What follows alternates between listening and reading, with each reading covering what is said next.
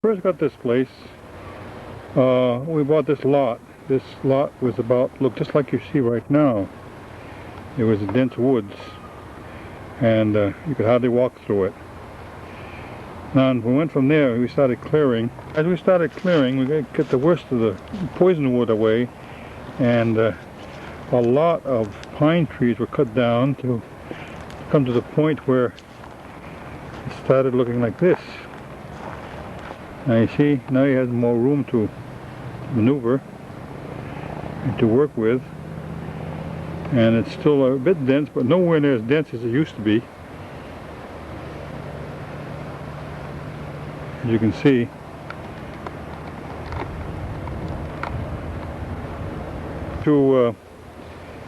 planted some orange trees and some mango trees and what they call chocolate pudding trees. And the situation looks like something like this, with a little brush and so on. And it took many, many loads to get out and to look like this. And those little cement cylinders you see there, something that I made having plastic molds. I made about 230 of them, I think 14 at a time. And that makes a thing. Now that load of dirt, that's a very small part of the dirt we had. I've had 20 full yards of dirt that I moved. That's the last part of the last 20 yards. I have to order one more truckload of dirt and spread it around some more. Now you see the palms there, and they started to look a little bit like this. Use the cement cylinders and make a contour and fill the center with good rich earth. You can see. In 92 I made this little waterfall type thing. It's not running right now. I should have it running while I'm using this. And at night, as the light goes on, it turns on automatically. It's controlled by the computer. It comes on at a certain time in the night and morning. It stays on. This is a little bird feeder we use for breeding birds. And this is a rock type garden. And what you see there, right at the center, is the rain gauge. Tells how much it's rained and so on. And as we proceed closer, there's a, they call it dripper. Drip feed. You see that little tube there. Drips water down to the plant twice a day. Keeps it watered. Of the garden. The little boot is not really a boot. It's supposed to be a casting of a sumo wrestler. See what it looks like? It's a Japanese sumo wrestler. Makes a good garden ornament. Got a big belly, eh? Sumo wrestler from another vantage point on the side. There's another sprinkler system. You see that little sprinkler there? It's automatic. It's connected to a hose which feeds the water and sprays it automatically. Water automatically, and you can see it spraying right now, and it's watering the plants. And a stick there. And there's a path, goes over here. It goes over what they call a tiki shed. We made a tiki shed which has the roof on it. And you can sit in the middle in the shade and relax. When I do relax. We replaced our bathroom completely this year, and took the old bathtub and put it right here and planted plants in them. And it makes a great receptacle for plants, and it can drain well because there are some holes on the bottom of the tub, and it won't rust because it's made out of enamel. And here you see it all right.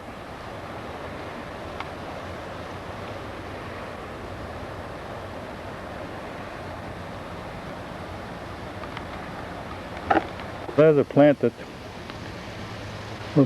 grown at an angle like this. Very strange, very different. It seems to be very healthy, and it grew by that way by itself, and it gives a little character to the outfit.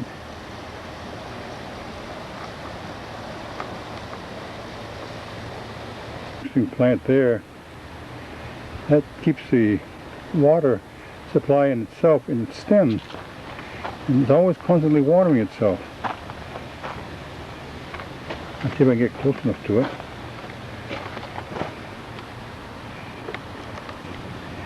Does a real good job.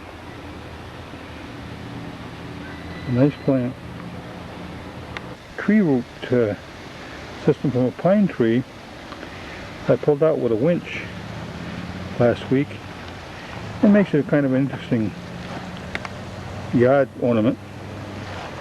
This is sisal plants to make rope, sisal rope with, I understand. This is a palm tree, a coconut palm tree I planted about 5 years ago. I planted about 4 or 5 and they all took off. And I planted from a coconut. I'm a mess here because actually it's sort of a mess. It's a tiki place. It's not, I'm using for tool shed really right now, but it's going to make a very interesting place. I want to enlarge it though. I don't think it's quite large enough. The fencing that you see there is what they call tiki fencing, made out of reeds, and it comes in lengths of 50 feet rolled up. So I have it against the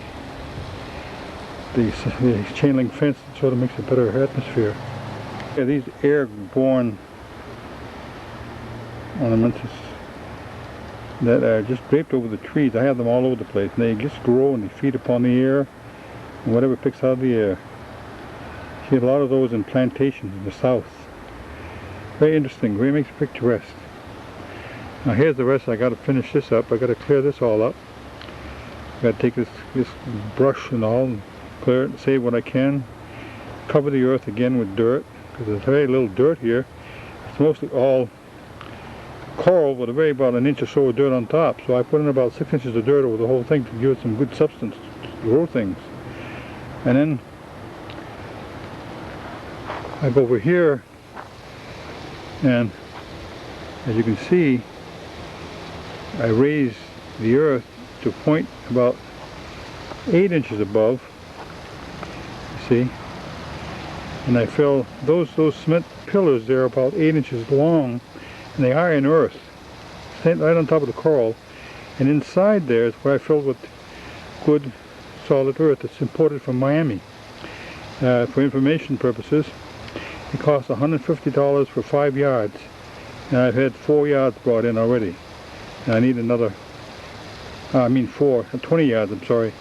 It's 5-yard load is $160. And I brought in 4 5-yard loads so far. Here is a grapefruit tree. I don't know, I planted that from seed back there quite a while ago. And it seems to be the only one that really took off. I don't know if it's going to produce ever or not, but anyway, it's there. And I know that I planted it, I know it grows.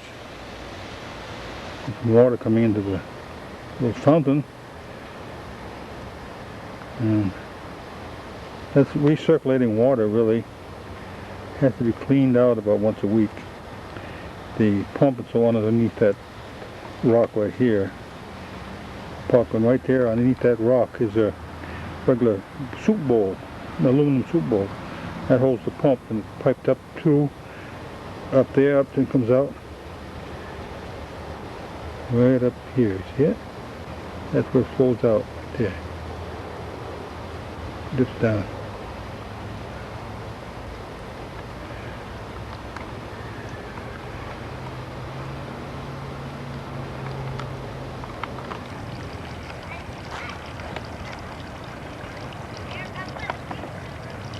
And you have our fountain, famous fountain. It works certain times of the day. And over here we have automatic watering device. Here you can see the thing comes up and waters the lawn outside. It turns around and spins in a circle, 360 degrees. I think you can see it's working its way over here. That uses that well water, which is turned on automatically again, and when the water is dispersed enough, in other words, when it's wet enough, the ground is wet enough, it shuts itself off. have two sensors in the ground which senses the amount of humidity in the ground. We planted this year. Took the place of a palm tree which had removed, and I hope it does well. This is the other part of the lawn. This is the old part of the place. And where the shed's over there, where we have the laundry and storage, and this is our porch.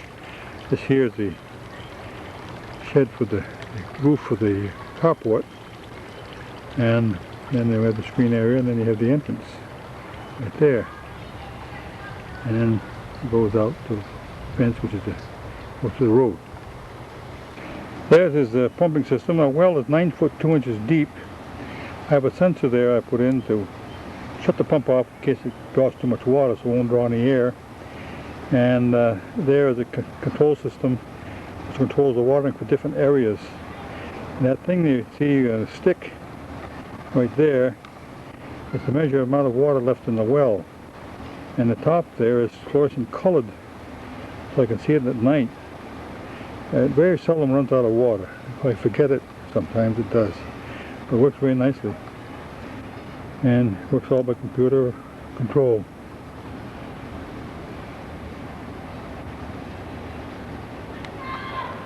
We call the bishop's house. We use it for guests.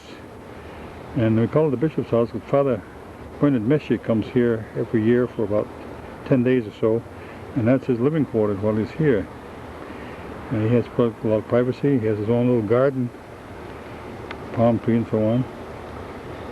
And back here we have this little flower garden. I've got this to go out for transplants. And transplants I first started right over here in this box. This box had like a vermiculite, zonolite, a vermiculite type of grid, and you plant the stems or cuttings right in there, and it waters automatically by the weight of the water that goes on that little screen that you see right there. You know, the screen, the water goes in there, weighs something, brings it down, and shuts it off. Then when it evaporates, it comes up again, turns the mercury valve on, mercury switch on, which turns the washing machine valve on, which then sprays the water. I'm making those little round devices out of cement, concrete. 180-pound bag makes about 13 of these little cylinders. And I've been making about 14 cylinders every day or every other day. And I'm still making them. I should be making them for another, well, 100 or so or more. It's interesting. It's kind of boring, but it does a nice job anyway. A little spray thing I was saying about, it sprays water. And because I have no seedlings in there now, I've emptied them out yesterday and replaced them in the bed, but I want to show you how it works. And then when the water